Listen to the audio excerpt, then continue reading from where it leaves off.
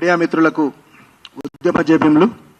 నా పేరు బూర్గుల వెంకటేశ్వర్లు, మాల సంఘాల జేఏసీ వర్కింగ్ చైర్మన్ని.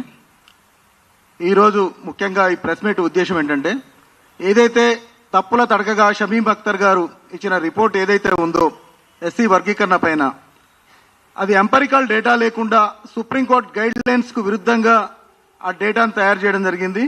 ఎక్కడ కూడా ఎంపరికల్ డేటా తీసుకోలేదు ఆయన. దాన్ని కులాల వారీగా వర్గీకరించిండు. సుప్రీంకోర్టు ఎక్కడ కూడా కులాల వారీగా వర్గీకరించమని చెప్పలేదు. అది ఈ ఒక్కొక్క కులాన్ని ఒక్కొక్క గ్రూప్ లో చేర్చడం జరిగింది. కొన్ని కులాలను ఒక గ్రూప్ లో, కొన్ని కులాలను ఒక గ్రూప్ లో. భవిష్యత్తులో ఈ కులాల మధ్య మళ్ళీ సూక్ష్మ వర్గీకరణకు దారితీసే ప్రమాదం ఉంది ఈ వర్గీకరణ. అందుకే మందకృష్ణ గారు నిజంగా మీకు చేతనైతే కేంద్రంతో కొట్లాడి కేంద్రంలో బిల్లు పెట్టించి దేశవ్యాప్త వర్గీకరణ చేస్తే అన్ని కులాలకు కూడా న్యాయం జరుగుద్ది.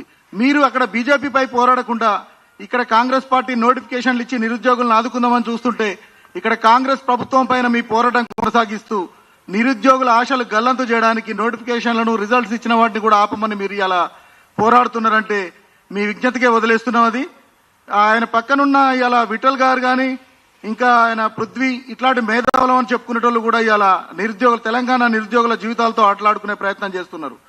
దయచేసి ఈ నోటిఫికేషన్లను ఎక్కడ కూడా ఆపొద్దనేసి ఇచ్చిన రిజల్ట్స్ ఎమ్మడే ఉద్యోగ నియామకాలు చేపట్టాలని ప్రభుత్వాన్ని మేము ముఖ్యంగా రేవంత్ రెడ్డి గారిని డిమాండ్ చేస్తున్నాం.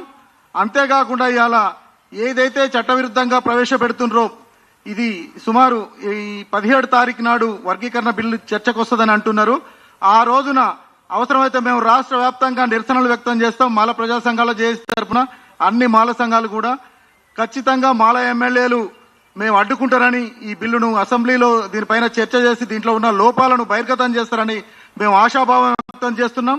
అట్లా అడ్డుకోనప్పుడు మాల సంఘాలుగా, మాల ఎమ్మెల్యేలు కానీ, మాల ఎమ్మెల్సీలు కానీ, మాల ప్రజాప్రతినిధులు ఈ బిల్లుపై స్పందించకుంటే భవిష్యత్తులో వాళ్ళను మాల ద్రోహులుగా ప్రకటించక తప్పదనేది మేము ఈ సందర్భంగా తెలియజేస్తున్నాం. జై భీమ్.